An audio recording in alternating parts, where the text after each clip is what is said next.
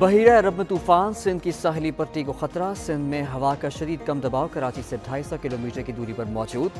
طوفانی بارشوں کا سسٹم آج رات سے کل تک ساحلی علاقوں میں پہنچنے کا امکان۔ کراچی، حیدرآباد، تھرپارکر، بدین، ٹھٹہ، سجاول، ٹنڈو محمد خان، مٹیاری، میرپور خاص میں شدید بارش متوقع۔ طوفان کے پیش نظر کمشنر کراچی نے ماہی گیری پر پابندی عائد کر دی۔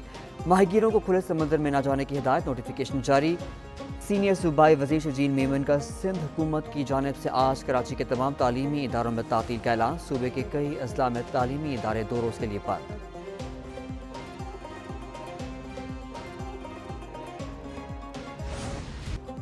سمندری طوفان کے ممکنہ اثرات۔ کراچی میں مختلف علاقوں میں وقفے سے بارش۔ شارع فیصل، ڈرگ روڈ، PECH، شہید ملت روڈ، کارساز میں بوندا باندی۔ سپر ہائی وے، گرداب، بحریہ ٹاؤن، سرجانی، صدر، گلشن اقبال، سولجر بازار، مزار قائد، گلشن حدید، نمائش چورنگی اور اطراف میں بارش۔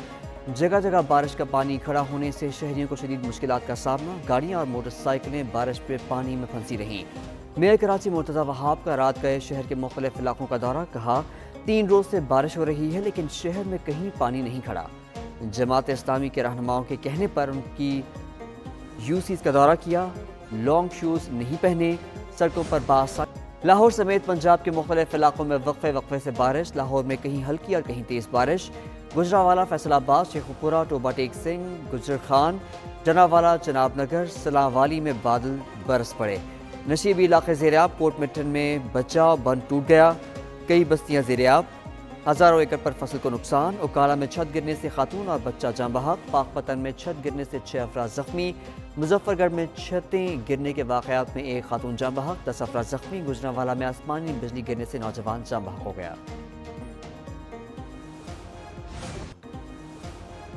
ملک سے دہشت گردی کا ہر صورت خاتمہ کیا جائے گا۔ وزیر اعظم شہباز شریف نے واضح کر دیا۔ کہا 26 اگست کو بلوچستان میں دہشت گردی کے واقعے میں خوارج بھی ملوث ہیں۔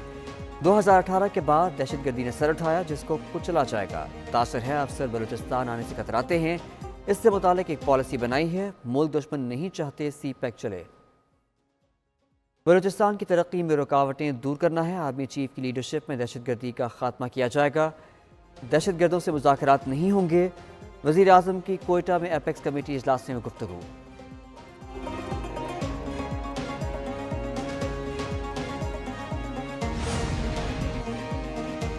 بلوچستان میں سیکیورٹی اور دیگر امور، سیاسی و عسکری قیادت اور عوامی نمائندے سر جوڑ کر بیٹھ گئے۔ کوئٹہ میں وزیر اعظم شہباز شریف کی زیر صدارت اجلاس۔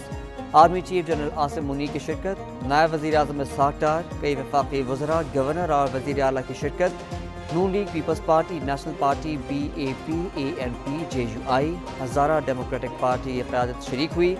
سیاسی جماعتوں کے سربراہوں نے وزیر اعظم کو بلوچستان کے عوامی مسائل سے آگاہ کیا۔ شرکا کا دہشت گردی کے خاتمے کے لیے تمام وسائل بروئے کار لانے کا عزم۔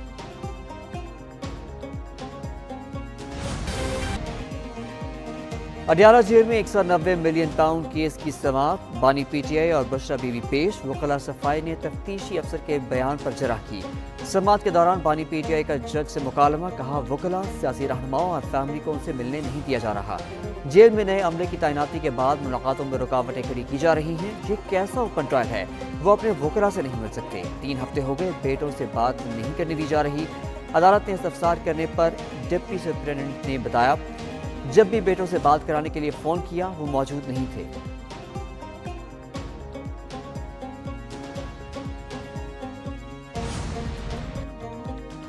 حکومت نے عدلیہ کے ساتھ ٹکر لے رکھی ہے۔ لگتا ہے یہ آئینی ترمیم کر کے اپنی مرضی کے جج لگانا چاہتے ہیں۔ دیکھنا یہ ہے کہ کیا عدلیہ اپنے اوپر ایسے ہی حملے ہونے دے گی۔ سابق وفاقی وزیر فواز چوہدری کی پروگرام بریکنگ بیریئرز ود مالک باشید کہتے ہیں اطلاعات تھی آئینی ترمیم آ رہی ہے۔ ابھی حکومت کی طرف سے آئینی ترمیم کے متعلق کوئی وضاحت سامنے نہیں آئی۔ پاکستان کی سیاست میں کسی چیز کی کوئی پیشن گوئی کی جا سکتی ہے، ہر 2 ماہ بعد کچھ نہ کچھ ہو جاتا ہے۔ ملک کو درپیش مسائل، گورنر سندھ کی سیاست کو بالائے طاق رکھنے کی تجویز۔ کامران ٹسوری کا یوتھ پارلیمنٹ کے ارکان کی تقریب حلف برداری سے خطاب۔ کہا ملک کی معاشی مسائل سے 2 چار ہے، اس معاملے پر سیاست نہیں ہونی چاہیے۔ پاکستان کو آئندہ کیسے چلانا ہے اس سے متعلق تمام سیاسی جماعتوں کو یکجا کرنا ہوگا۔ یوتھ پارلیمنٹ کے نمائندگان کو بھی ساتھ ہونا چاہیے۔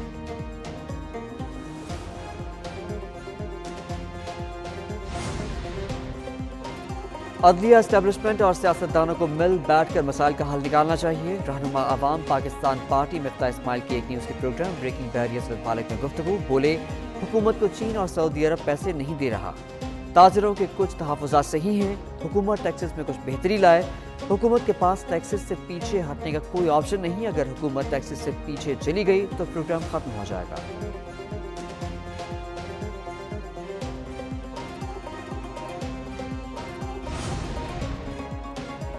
اسلام آباد کیپٹل ٹیریٹری لوکل گورنمنٹ ترمیمی بل 2024 باقاعدہ قانون بن گیا۔ صدر آصف زرداری نے آرٹیکل 75 کے تحت اسلام آباد لوکل گورنمنٹ ترمیمی بل کی منظوری دے دی۔ نئے بل کے تحت اسلام آباد capital territory local government act 2015 میں ترامیم کی گئی ہیں۔ میں نے وزیر اعظم صاحب سے بھی کہا کہ جو منصوبہ اعلان ہوا ہے وہ تو تھوڑا سا میرے سمجھ سے باہر ہے، مگر میں نے چیف منسٹر سندھ کو کہا ہے کہ جائیں، آپ ان کے وفاق کے نمائندے سے ملے، اور اگر آپ صبح سندھ کو سستی بجلی اس طریقے سے پہنچا سکتے تو باہر میں جائیں میرا سولر آپ ایسے ہی کر لیں۔ سندھ میں مستحق افراد میں 2 لاکھ سولر پینلز تقسیم کرنے کا آغاز۔ چیئرمین پیپلز پارٹی بلاول بھٹو نے مستحق گھرانوں کو سولر پینل تقسیم کیے۔ تقریر کے خطاب میں کہا، مہنگائی اور حکومتی پالیسیوں کی وجہ سے بل ادا کرنا مشکل ہو گیا، چاہتے ہیں مہنگائی میں عوام کو ریلیف دیا جائے، سولر منصوبے کو سندھ کے تمام اضلاع تک لے جائیں گے۔ وفاق کا بجلی کا نظام تباہ ہو چکا، وفاق کا ہر ادارہ کام نہیں کر سکتا۔ تقریب سے وزیر اعلیٰ مراد علی شاہ اور صوبائی وزیر ناصر حسین شاہ کا بھی خطاب۔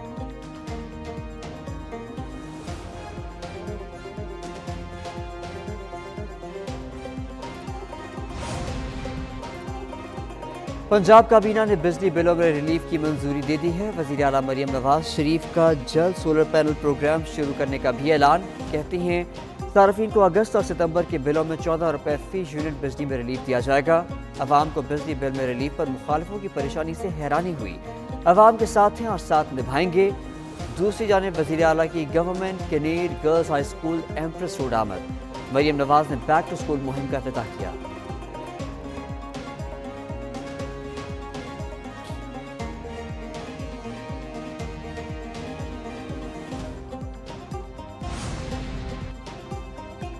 وزیر اعلیٰ خیبر پختونخوا علی امین گنڈاپور کی زیر صدارت کابینہ اجلاس۔ صوبائی اسمبلی کی قراردادیں وفاقی حکومت کو بھجوانے کی منظوری۔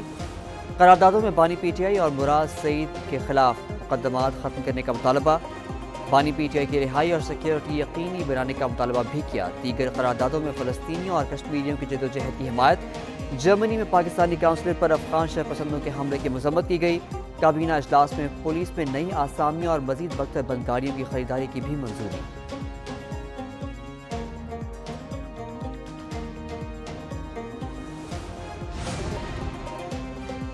امیر بالاس ٹیپو قتل کیس، مبینہ مقابلے میں ہلاک ملزم کی مبینہ آڈیو سامنے آ گئی۔ ملزم احسن شاہ کی خاتون سے مبینہ گفتگو، کہا رہائی کے بعد پہلا ٹارگٹ ایک پولیس افسر ہے، وہ 1 ماہ کے اندر بیرون ملک چلا جائے گا، گرفتار کرنے والے شخص کا کام کر کے جانا ہے۔ خاتون نے پوچھا کون ہے جس نے گرفتار کیا؟ ملزم نے جواب دیا تمہارے والد کا دوست ہے، بادامی باغ والا۔ پولیس کے مطابق ملزم نے پولیس افسر کے قتل کے لیے شوٹرز کا بندوبست جیل میں کیا۔ ملزم احسن شاہ کی آڈیو کا فورنسک کرایا جائے گا۔ سی آئی اے کے سب انسپکٹر شکیل بٹ کو جان کا خطرہ، تھانہ اسرا میں مقدمہ درج کرا دیا گیا۔ احسن شاہ کی بیوہ تیفی بٹ اور گوگی بٹ کو نامزد کر دیا گیا۔ آڈیو سے اپنے قتل کی سازش کا پتہ چلایا۔ شکیل بٹ کا ایف آئی آر میں موقف۔ ارشد ندیم کا ایک اور اعزاز، قومی ہیرو کے لیے ہلال امتیاز۔ صدر مملکت نے اولمپک گولڈ میڈلسٹ کو اعلیٰ ترین سول ایوارڈ عطا کر دیا۔ قومی ہیرو ارشد ندیم کو ہلال امتیاز دینے کے لیے ایوان صدر میں پروقار تقریب۔